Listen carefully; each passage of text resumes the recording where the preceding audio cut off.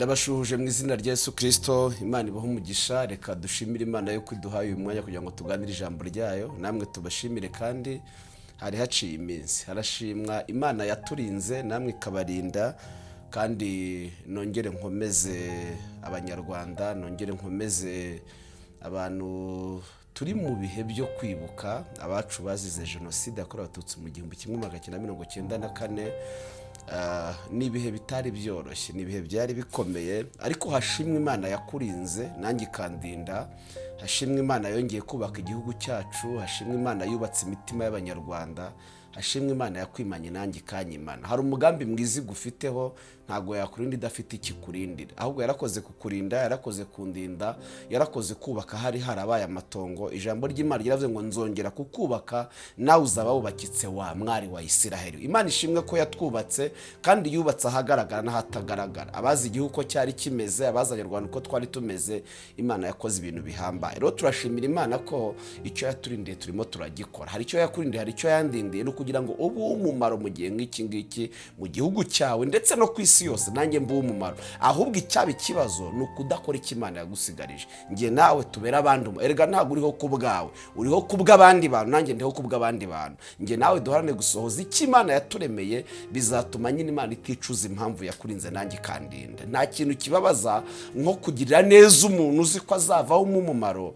ntakubere umumaro. Reka duharanire kubera igihugu cyacu umumaro, tubera Imana b'umumaro, tubera isi umumaro, kuko nicyo cyatumye Imana ikwimana nanjye ikanyimana. Hashimwe Imana yabikoze. Rero ndabashuhuje, nari mbakumbuye, hari haciye iminsi, kandi turabashimira mwebwe mwakomeje kutwandikira, mwakomeje kuduhamagara. Imana ibaho umugisha, Imana ibagire neza, nimukomere kandi twibuke kwiyubaka. Gahunda niyo ngiyo, intego niyo ngiyo. Reka dushimire Imana rero duhaye ubwo buzima, dushimire Imana iduhaye uyu mwanya, maze tuganire kandi ijambo Imana yanshyize ku mutima. Turagushimiye ko nta wera nk'Uwiteka, nta gitari kimeze nk'Imana yacu. Rero kandi urakiranuka, iyo uvuze biraba, wategeka bigakomera. Reka tugushimire umwanya mwiza uduhaye kugira ngo dutange icyo waduhaye gutanga, maze gikora icyo wagitumye ku mitima bagiye kucyakira mu izina rya Yesu Kristo. Amen. Reka dusome ubutumwa bwiza bwanditswe na Luka. Ubutumwa bwiza bwanditswe na Luka, igice ni icya mbere, umurongo waho ni uwa 5. Haravuga ngo ku ngoma ya Herode umwami w'Iyudaya hariho umutambyi witwaga Zakariya wo mu mugabane wa Biya, wari ufite umugore wo mu bakobwa ba Aroni witwaga Elizabeti. Bombi bari abakiranutsi imbere y'Imana, bagendera mu mategeko n'imihango by'umwami Imana, bose ari inyangamugayo. Ariko ntibagiraga umwana, kuri Elizabeti yari ingumba, kandi bombi bari bageze mu zabukuru. Nuko ubwo Zakariya agikora umurimo w'ubutambyi imbere y'Imana, kuko umugabane utahiwe n'igihe, ubufindo buramufata nk'uko umugenzi w'abatambyi wari uri ngo ajye mu rusengero rw'Uwiteka kosa imibavu. Muri icyo gihe cyo koserezamo imibavu, rubanda rwasengeraga hanze, maze marayika w'umwami Imana amubonekera ahagaze iburyo bw'igicaniro cy'imibavu. Zakariya amubonye arikangagira ubwoba, ariko marayika aramubwira ati, witinya Zakariya, kuko ibyo wasabye byumvishwe. Umugore Elizabeti azakubyara umuhungu, uzamwite Yohana. Azakubera umunezero n'ibyishimo, kandi benshi bazanezererwa kuvuka kwe. 21. Abantu bategereza Zakariya, batangazwa nuko atinze mu rusengero. Maze asohotse ntiyabasha kuvugana nabo, bamenya yuko hari icyo yerekewe mu rusengero. Akajya bacira amarenga, akomeza kuba ikiragi. Iminsi y'imirimo yishize asubira iwe. Bukeye umugore Elizabeti asama inda, abihisha amezi 3. Aravuga ati, uku ni ko umwami Uwiteka yankoreye mu minsi yandebagamo, ikanteturura mu bantu. Amen. Ndagira ngo tuganire ijambo ry'ubuhanuzi Imana yashyize ku mutima. Ijambo rivuga ngo Yohana wari utegereje igihe agiye kuvuka. Yohana wari utegereje igihe agiye kuvuka. Yohana wawe wari utegereje igihe kirekire agiye kuvuka. Nimvuga Yohana, ndagira ngo nkwibutse ko umuntu wese afite ikintu amaze igihe ategereje igihe kirekire. Yaba umwaka umwe, yaba imyaka 2, yewe yarenga n'imyaka 2. Ariko nagutumweho ngo nkubwire ngo Yohana wawe umaze igihe utegereje agiye kuvuka. Bibiliya igaragaje ko uyu mugabo Zakariya yari umutambyi ngo ukora umurimo w'Imana neza, we n'umugore we. Natangaye, ndavuga amagambo 2. Ijambo rya mbere ngo bari abakiranutsi, ijambo rya kabiri bari inyangamugayo. Nibajije ndi gusoma aya magambo, ni gute abantu baba abakiranutsi ari inyangamugayo, ariko Imana ikemera ko binjira muri bino bihe bigoye. Bivuze ngo Imana ijya yemera ko twinjira mu bihe bigoye rimwe na rimwe atari n'ingaruka z'ibyaha. Bamwe mu bo tubana hano hanze iyo babonye dutinze mu bihe bigoye, iyo babonye tugira amakuba n'ibyago, batekereza ko ari ingaruka z'ibyaha, ariko Bibiliya igaragaza ko abakiranutsi b'Imana bajya bageragezwa Imana ikabyemera.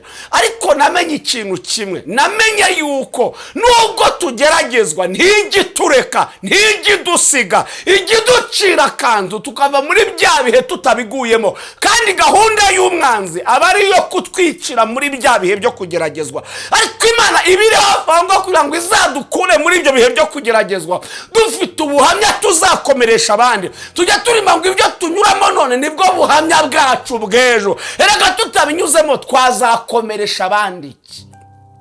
Twazabwira abantu ko Imana igira neza tuyivanye kuki? Twazakomeza abandi gute tutaranyuze mu bintu tuma dukomera? Imana ijya yemera ko bikuba uri umukiranutsi, uri inyangamugayo, ikemera kugeragezwa. Ngo bari ingumba, iyo bivuze ngo wari ingumba bivuze ngo nta gahunda yo kubyara yari ihari, ariko ngo bakomeza gukora. Nanejejwe n'abantu bakozi b'Imana, ntabwo bigeze bacogozwa n'ibihe, ntibaciwe intege n'amakuba, ahubwo ngo bakomeje gukora umurimo neza. Bene sinzi ibihuri gucamo, sinzi n'ibyo wanyuzemo, birashoboka ko hari n'ibyo uzacamo, ariko byaba ari ibyo uri gucamo, byaba ari ibyo uzacamo, ntibizatuma ureka kuba inyangamugayo, ntibizakwambura ubunyangamugayo, ntibizakubuze gukomeza gukora Imana ngo nukuri kunyura muri ibyo bihe. Intambara tunyuramo nizo dukuramo ubuhamya n'imbaraga bizatuma twambuka ahandi hantu hakomeye. Bibiliya yavuze ngo umunsi umwe Zakariya ajya akora umurimo w'Imana nk'uko bisanzwe, ngo ajya gutamba ibitambo nk'uko asanzwe ajya kubitambira rubanda, ariko ngo ajyayo rubanda bari hanze basenga. Ngo agezeyo, nanejejwe n'iri jambo, ngo agezeyo ahura n'uko igihe cye cyageze. Haleluya. Ahura n'uko igihe cye cyageze. Yarasanzwe ajyayo ariko ntahure n'igihe cye, ariko ngo umunsi ndeka babwiza ukuri, birashoboka ko umaze igihe utabura, ariko harageze ngo uhure n'igihe cyawe. Yarasanzwe ajya gutamba ibitambo akazana mesaje ahawe z'abandi, ariko we ntagire mesaje ye yakira. Ngo ariko igihe gitondo kimwe yinjirayo nk'uko asanzwe yinjira, azi ko agiye kwakira mesaje za rubanda, nabwo rwari rumutegereje. Ngo ariko ageze yahura n'uko igihe cy'Imana cye cyageze, maze ngo ubufindo bw'abata nk'uko umugenzo w'Abayuda wari uri, ngo aho kugira ngo yumve Imana imubwira iby'abandi, marayika avugana nawe.